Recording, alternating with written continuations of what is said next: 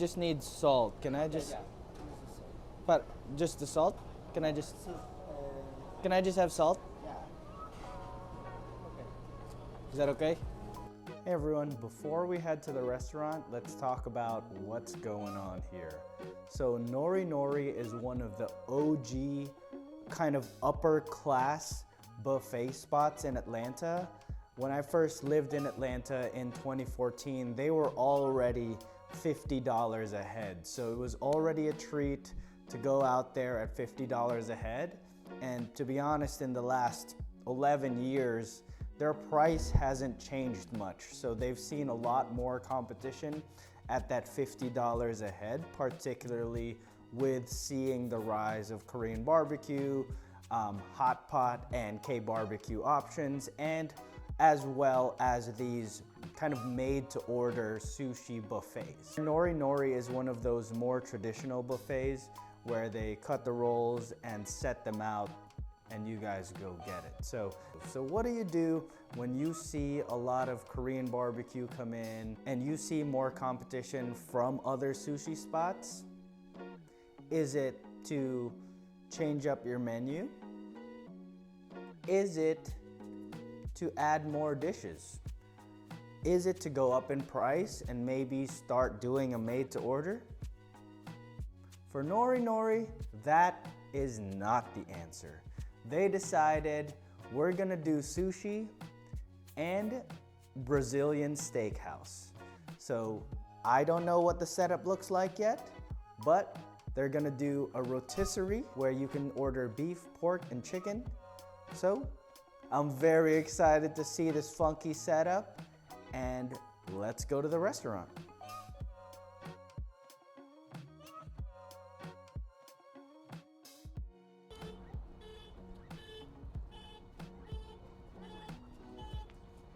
Did their alarm go off because they were banging? Yeah. I think they were banging.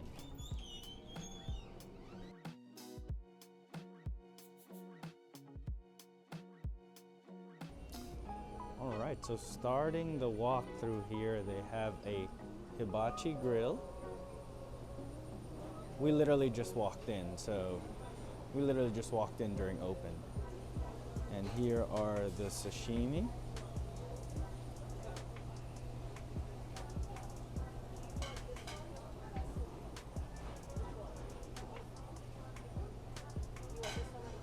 Oh, that's interesting, black seaweed.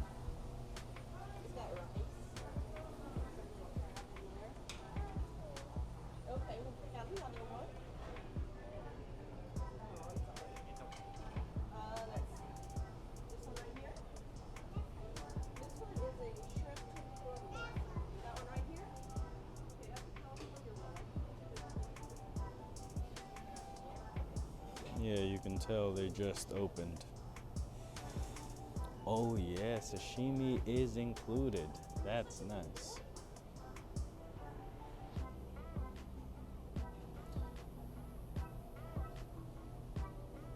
That looks good. That looks good.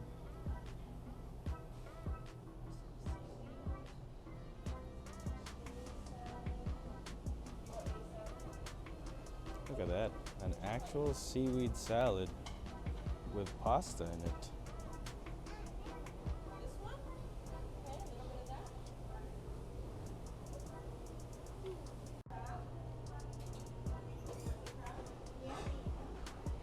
More of that salad.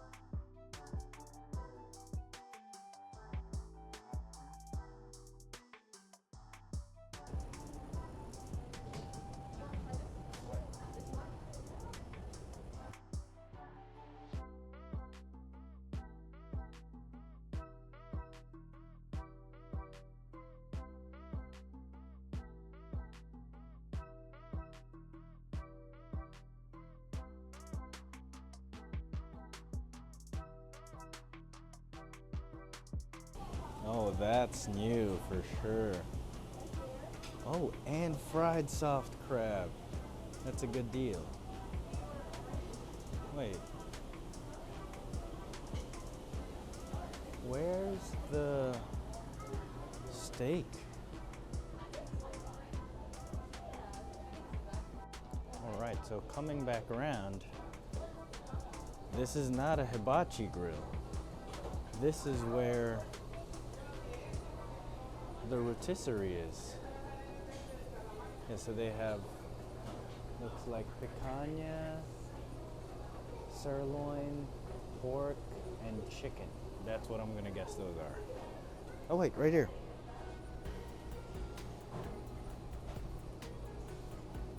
Lamb and chicken, nice.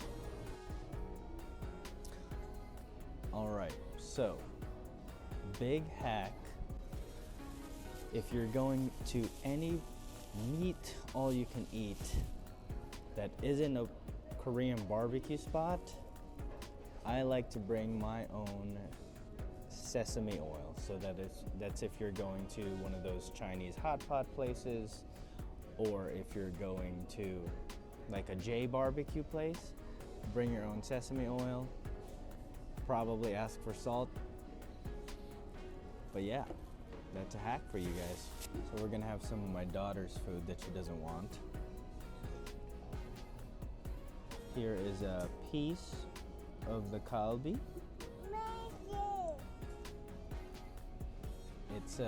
It's not bad, but it's all you can eat, and it's a little too sweet for me. I wish it had more sesame oil as well, but it is part of the all you can eat. Dinners at least. There you go. Yeah, too sweet, but it's definitely kalbi. So here is my first plate. The beef, all of the rotisserie stuff is not yet ready. They've been open for 15 minutes. They said probably 10 more, so let's call it 6:30 before they're ready. So I'm doing a whole plate of all of the tuna, or all of the sushi stuff. And what I like to do is make a poke bowl, but just so you guys can see the rice to meat ratio, that is the mackerel.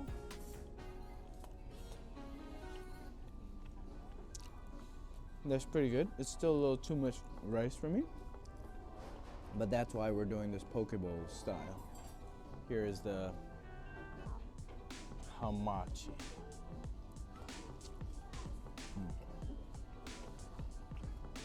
That's nice.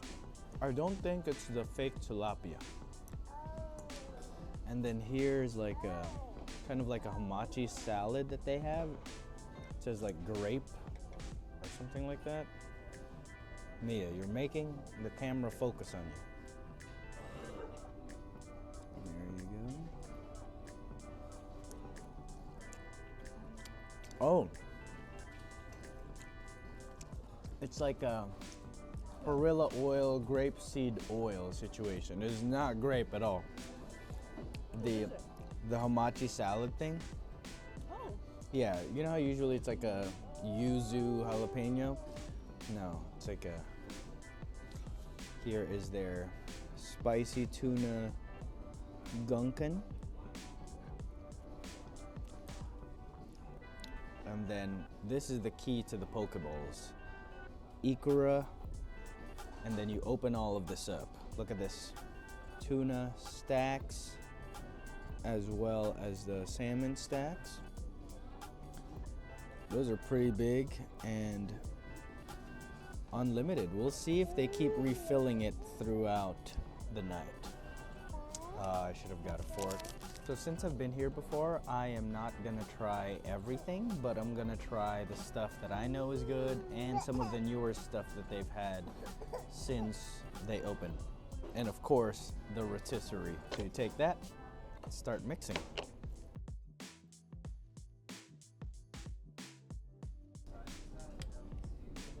So there's a rough poke bowl look. I realized I want to get some seaweed for this. But their seaweed salad has noodles on it, so I'm just I'm just not gonna do it. I got some spicy mayo to add in here. And then I'm gonna do soy sauce.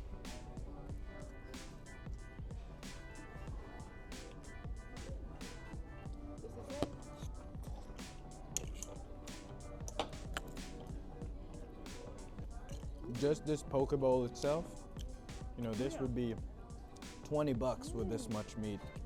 Okay. This would be 20 bucks with this much meat anywhere else. This poke bowl is so good. I'm gonna alternate between the meats and the sushi. And now this is just the buffet surf and turf. All right, let's not call this plate number 2, but mostly I wanted to show you guys today's special, which is a fried soft shell crab, which, to be honest, I've never seen a soft shell crab in its crab form. It's always like rolled up in a roll, or, you know, I've never seen a soft shell crab look like a crab. I got some of the scallops that they've got. Then my carb, which is their yang yang chicken. Smells pretty good.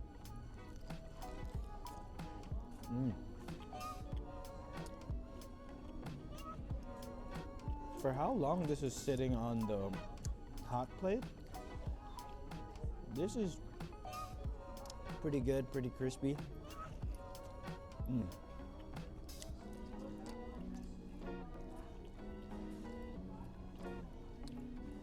That's not bad for all you can eat, but I wish it was hotter.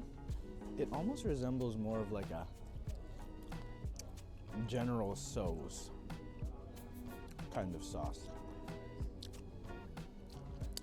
All right, so moving on to the soft shell crab. Is this supposed to have a sauce? Maybe.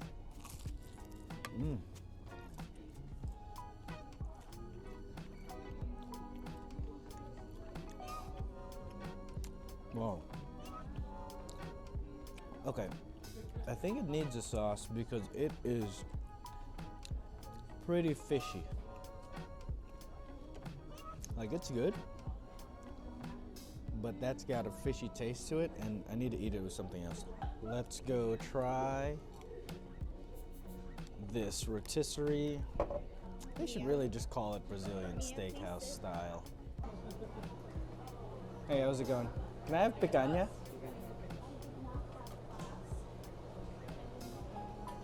Well, so I think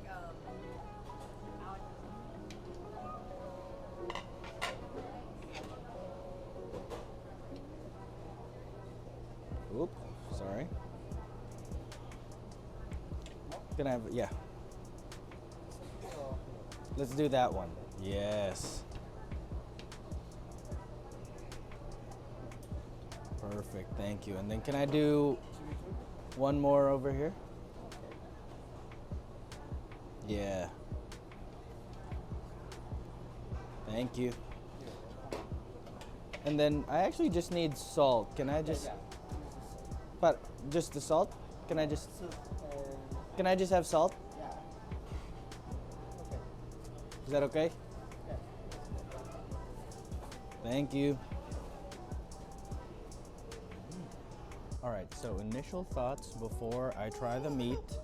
As you can see, not a lot of meats rolling around on the rotisserie, so I don't think you can necessarily make a call for medium rare or medium like you can in other Brazilian steakhouses. And then also the fight for salt. It was a fight for the salt. So,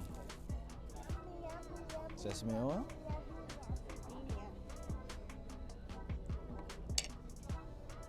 That's the magic right there. And we got 3 beautiful pieces of picanha. I wish I could get more, and I'm worried about how much I can actually eat just going up there regularly. But let's see.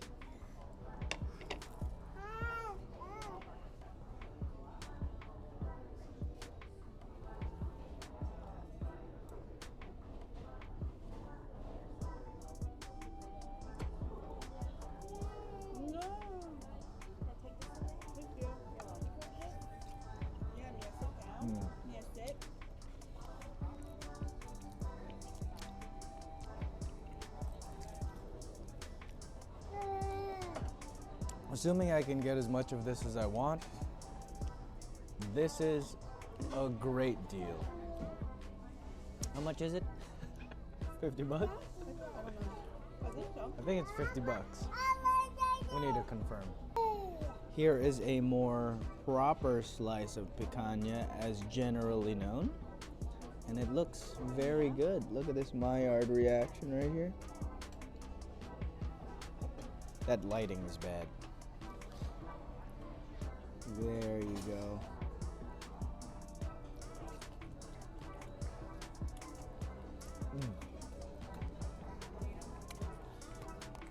What an interesting experience eating picanha with chopsticks.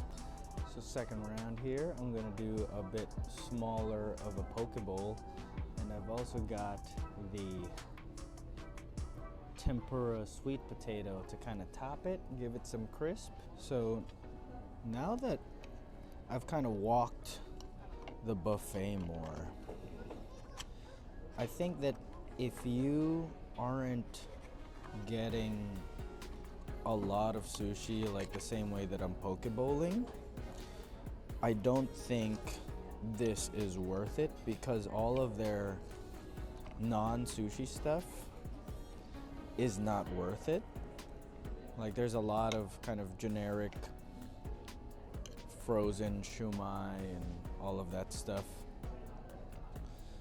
So I think that's critique number one.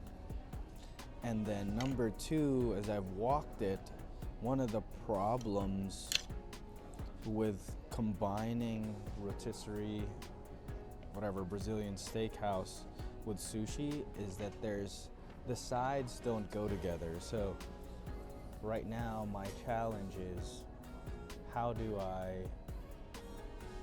eat a lot of meat, without getting sick of it? In the same way Brazilian steakhouse, you've got like all of these pickled salads, you've got the cheese bread and the yuca, and I'm not saying they need all of it, but they're gonna need one or two dishes that complement the Brazilian steakhouse portion of this buffet if they're gonna grow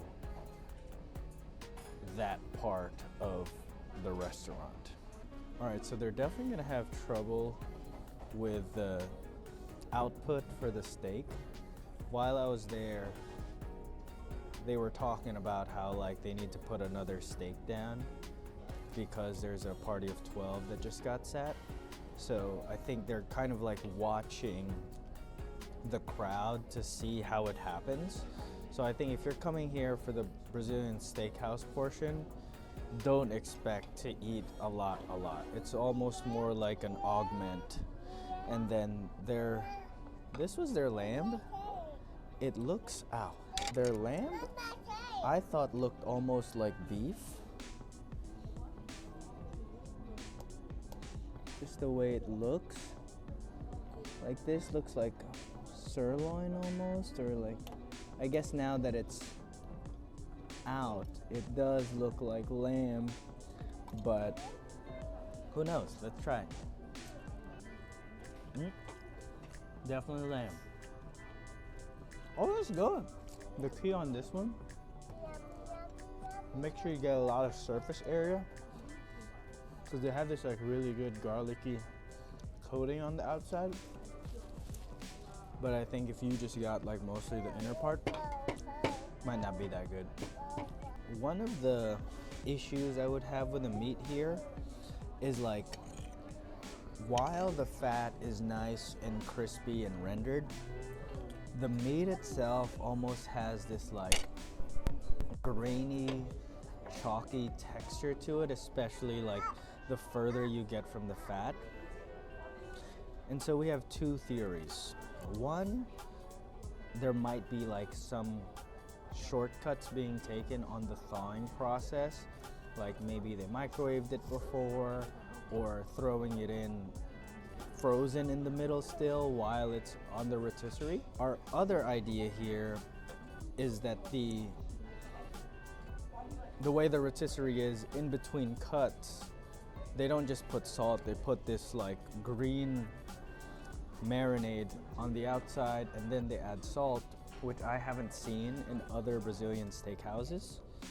So it could be like a garlicky paste that shows up on the surface of these meats, that shows up on like this surface right here. And because it's so thin, it feels like it's become a chalky, pasty meat, which is a little bit of a turnoff, but because the meat is so thin, not that big of a deal, but definitely something that set it apart in a bad way from other Brazilian steakhouses, whether they're budget ones or more like a fogo de chão.